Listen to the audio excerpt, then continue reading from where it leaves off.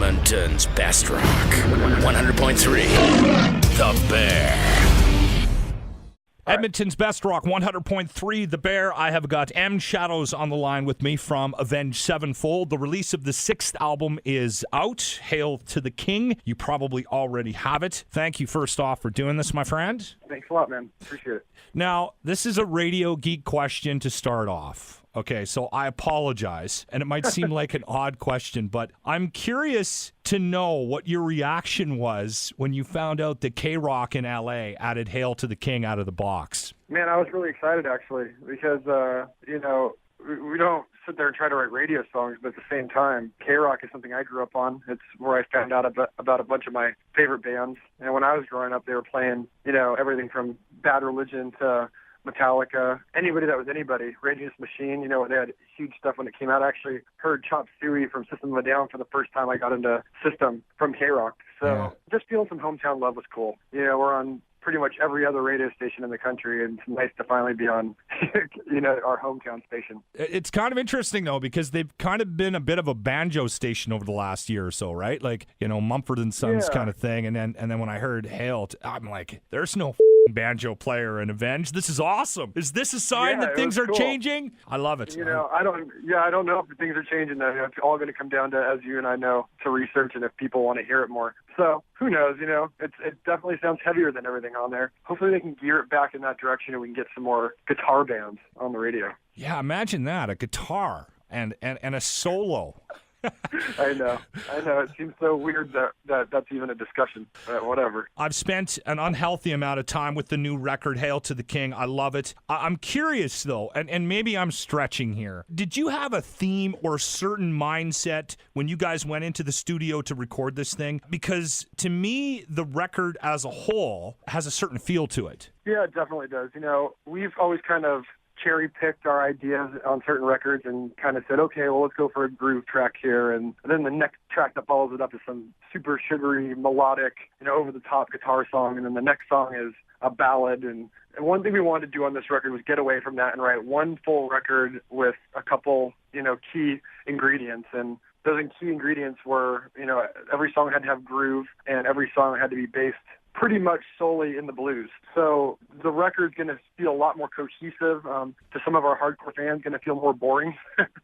But for us, it was something that we wanted to really experiment with and stick to one idea for a full record instead of kind of just jumping all over the place like we normally do. I'm going to say something, and if I'm on base, you tell me, okay? If I'm off base. Okay. There seems to be sort of a thread lyrically of sort of a medieval thread. Is that fair to say? Yeah, medieval, and also just goes through a lot of different things our society's gone through in terms of religion and different, you look at a song like Heretic and a song like Requiem, they're both different views on different types of religions, and a lot of those views obviously are more medieval than they are nowadays. So yeah, there's a lot of stuff like that. The album sort of opens up at the end with like Planets and Acid Rain, but it still has that dark, impending doom sort of feel throughout the whole album. I have a feeling that this new Avenged Sevenfold record is going to bring some new faces to the shows, to the tour.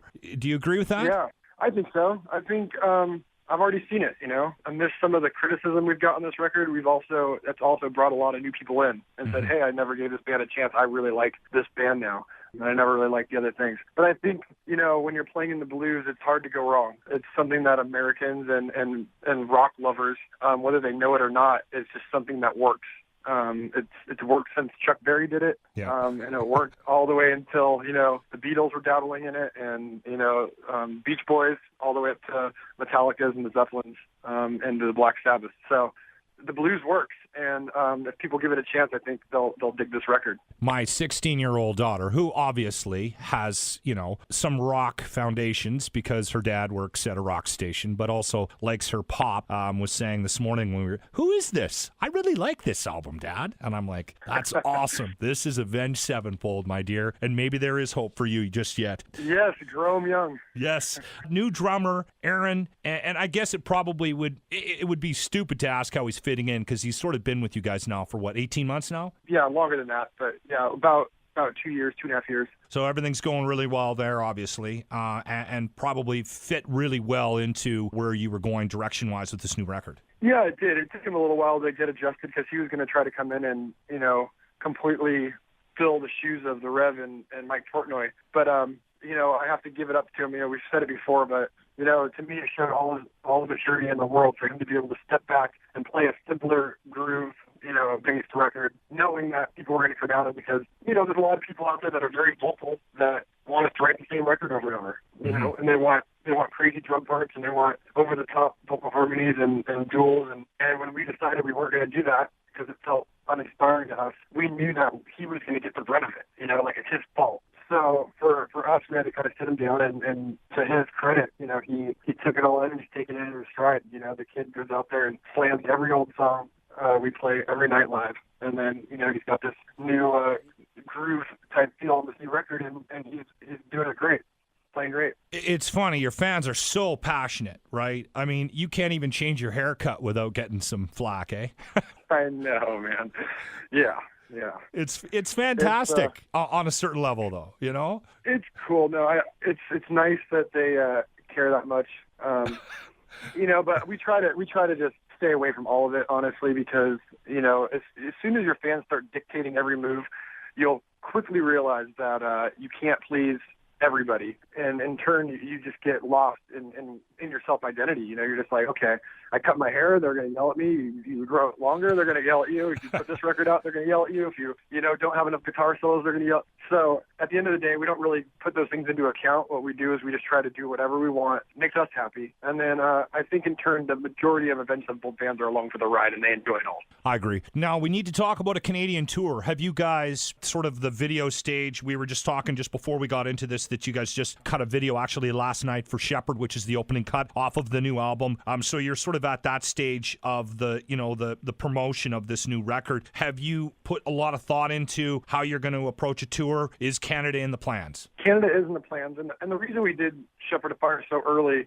it's not ready to go to be a single yet, but we realized we had no time. We leave for Rio this week, and then once we're gone, we're out with the Deftones and then Five Finger Death Punch in Europe all the way till Christmas. So we're just trying to get this video in the bag so that when the time comes, we can release it. But after that, we have commitments to Australia, South America, and Southeast Asia coming up. But we are in talks with a couple cool bands about doing a full, North American tour, which includes all of Canada. Now, so that'll be early 2014. Very cool, very cool. Love it. I want you to tell me what your sort of thought process was behind the creative with the video for Shepherd of Fire. It's, without giving it away too much, it was very inspired by Oliver Stone films and most inspired by Nashborn Killers. And there's some cool elements to the Pink Floyd Wall show that we wanted to add in there, and that's going to be like some post work. So we're going to see if that works out as well as we are imagining it. Like I said earlier, it's a little bit of Nashborn Killers meets The Wall.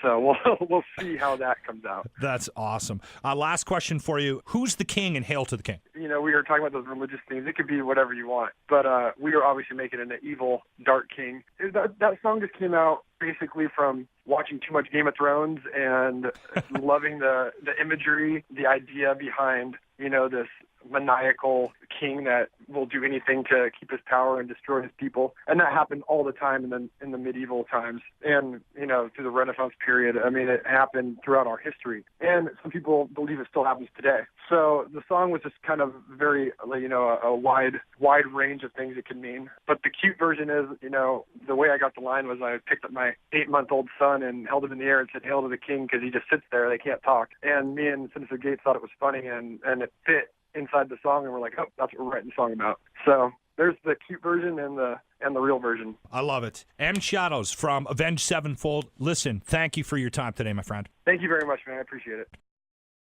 Edmonton's best rock. 100.3. The Bear.